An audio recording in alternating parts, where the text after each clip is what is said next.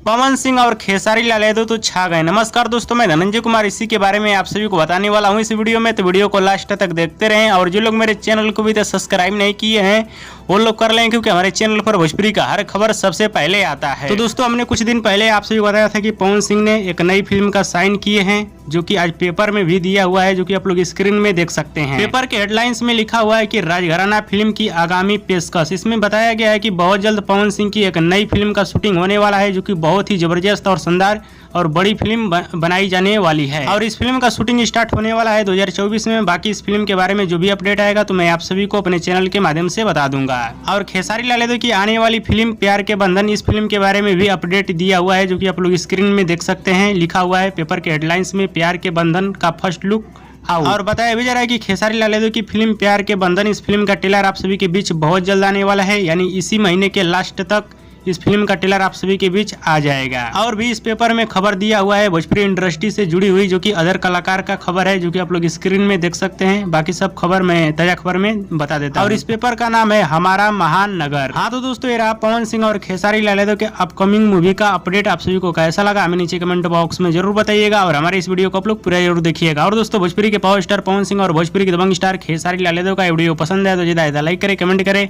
Share करे, subscribe करे। धन्यवाद दोस्तों।